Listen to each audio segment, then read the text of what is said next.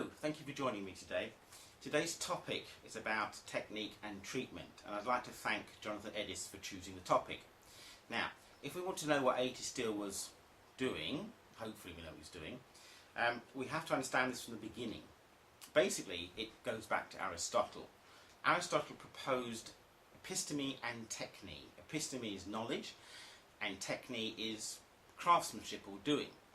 So, episteme became epistemology, which is the study of the theory of knowledge. This came about during the 17th century when we started to split things into pieces. So the theory of knowledge became dominant in philosophy and in science. So today we have this idea of theory all the time. And craftsmanship and technique became sort of a second-class citizen. Aristotle didn't want these two split up. There were two things in the same event, so you were knowing through doing.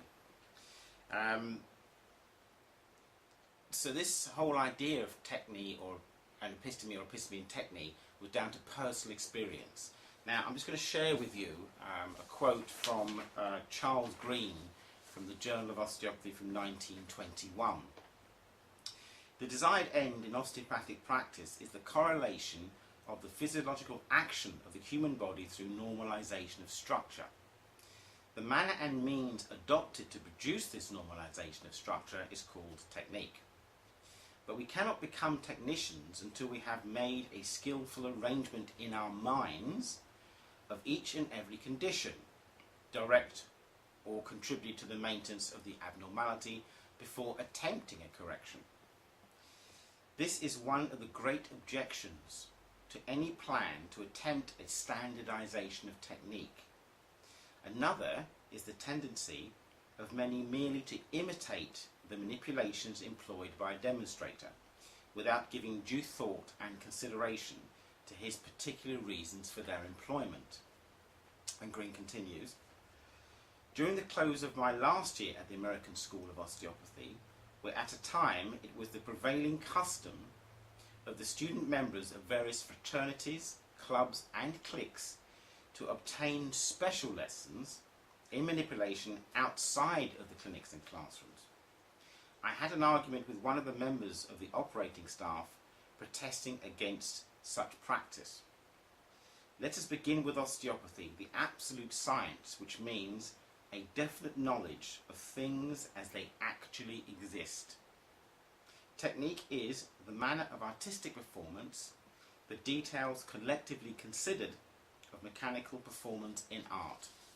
So what we're seeing here is a doing, and there was objection to this demonstrating of technique, and it wasn't actually started in the schools, it was started outside the schools, presumably because the students wanted to know what was going on. It wanted it all broken down into this sort of formulaic approach. This is why A.T. Still didn't teach technique, because it was like the tail wagging the dog, and this is what he was completely worried about. A good example of this is if you're watching football on television. If the camera's only showing the feet of the footballer and the ball, so when the ball's kicked, the camera follows the ball to the next pair of feet. It's like just looking at hands. It doesn't tell you anything.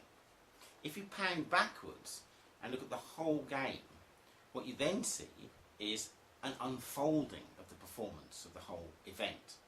You can still see the football player with the ball. More importantly, you're seeing possibilities. You can see potential. So, osteopathic treatment is about possibilities, not these sort of end desires. Osteopathic treatment is about catching yourself in the act of doing. So you have to back up a little bit. You have to begin to be aware of yourself doing the treatment. And that means you have to be attentive. So this episteme and technique is not a separate phenomenon. Osteopathic treatment is about participating in what you're doing. It's not just searching for an end and correcting something. It's dynamic, it's unfinished, and always becoming, never becomes. So there's no finished product. It is knowledge in the act of doing as a deepening of experience of the practitioner, leading to seeing immediately. Now this is the word intuition. So what is the biggest, or I've thought, what the biggest obstruction to osteopathic thinking is? And it's manipulation, sort of getting right in our face. So manipulation itself has sort of led us down this sort of cul-de-sac or dead alley, We've got to start thinking for ourselves in the act. It's no good just learning techniques then trying to repeat them. I tell this to my students: if you learn techniques and try and repeat them on the patient, it just doesn't work. It's a constant state of attentiveness. Don't delve into the patient. As you're examining, you're participating in the process. So you need to sort of back up a little bit. I think the best book that shows this way of catching yourself in the act, I'm going to find it here for you, is Taking Appearance Seriously by Henry Bortoff. I don't know if you can see that there, but it's going to focus on there. That's the book you need to get to understand what we're actually supposed to be doing. So I hope that's explained something. Thank you for watching, and don't forget, if you want to get in contact with me, all you've got to do is go to Facebook and go to McKone Osteopath. Thank you.